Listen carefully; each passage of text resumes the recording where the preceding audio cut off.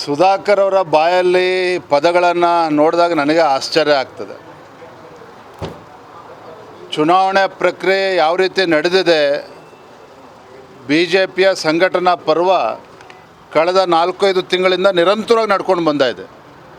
ಮಂಡಲ ಅಧ್ಯಕ್ಷರ ಆಯ್ಕೆ ಮಾಡಬೇಕಾದ್ರೆ ಯಾವ ಪ್ರಕ್ರಿಯೆ ಇದೆ, ಜಿಲ್ಲೆಯ ಅಧ್ಯಕ್ಷರು ಮಾಡಬೇಕಾದ್ರೆ ಯಾವ ಪ್ರಕ್ರಿಯೆ ಇದೆ, ಮತ್ತು ಇದೆಲ್ಲವೂ ಕೂಡ ಕೇಂದ್ರದಿಂದ ಬಂದಿರತಕ್ಕಂಥದ್ದು. ವಿಜೇಂದ್ರ ತೀರ್ಮಾನ ಮಾಡಿಲ್ಲ.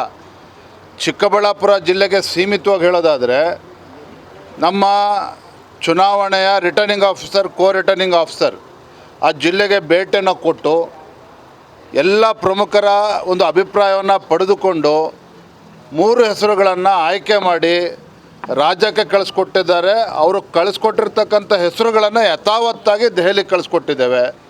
ದೆಹಲಿಯಿಂದ ಬಂದ ನಂತರದಲ್ಲೇ ಚುನಾವಣಾ ಪ್ರಕ್ರಿಯೆ ಮುಗಿಸಿ ನಿನ್ನೆ ಹೆಸರು ಘೋಷಣೆ ಆಗಿದೆ. ಬಹುಶಃ ಮಾಹಿತಿಯ ಕೊರತೆಯಿಂದಾಗಿ ಸುಧಾಕರ್ ಅವರು ಈ ರೀತಿ ಮಾತನಾಡಿದ್ದಾರೆ. ನಾನು ಬೆಳಗ್ಗೆನೂ ಕೂಡ ಹೇಳಿದ್ದೇನೆ, ಸುಧಾಕರ್ ಮಾತನಾಡಿದ್ದಾರೆ ಅಂತೇಳಿ ನಾನು ಅವ್ರ ಬಗ್ಗೆ ಬೇಸರ ವ್ಯಕ್ತಪಡಿಸ್ತಾ ಇಲ್ಲ.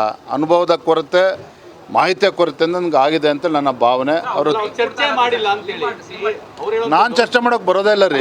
ಅವ್ರು ಹೇಳುವಂಥದ್ದು, ನಾನು ಫೋನ್ ಮಾಡಿದ್ರೆ ನಮ್ಮ ರಾಜ್ಯಾಧ್ಯಕ್ಷರು ಸಿಗಲ್ಲ, ನನಗೆ ನಡ್ಡಾ ಅವರೇ ಸಿಗ್ತಾರೆ, ಇವ್ರು ಸಿಗೋದಿಲ್ಲ ಅಂತ. ಅವರು ನಾಯಕರಿದ್ದಾರೆ, ಸಹಜವಾಗಿ ನಾಯಕರುಗಳು, ರಾಷ್ಟ್ರೀಯ ನಾಯಕರು ಫೋನ್ ಮಾಡಿದಾಗ ಅಪಾಯಿಂಟ್ಮೆಂಟ್ ಕೊಡ್ತಾರೆ.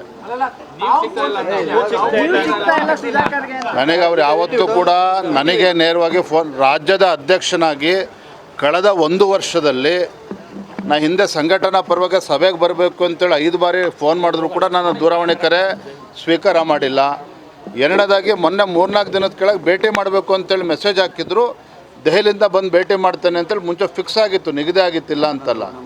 ಆದರೆ ನಾನು ಅನಿವಾರ್ಯವಾಗಿ ದೆಹಲಿ ಹೋಗಬೇಕಾಗಿತ್ತು, ಹಾಗಾಗಿ ಭೇಟಿ ಮಾಡೋಕ್ಕೆ ಸಾಧ್ಯ ಆಗಿರಲಿಲ್ಲ. ಹೊರತು ನನ್ನ ಕರ್ತವ್ಯ, ಒಬ್ಬ ಕಾರ್ಯಕರ್ತನನ್ನು ಭೇಟಿ ಮಾಡಬೇಕು ಅಂತೇಳಿದ್ರು ಕೂಡ ಅವ್ರನ್ನ ಭೇಟಿ ಮಾಡಬೇಕಾಗಿತ್ತು, ನನ್ನ ಕರ್ತವ್ಯ.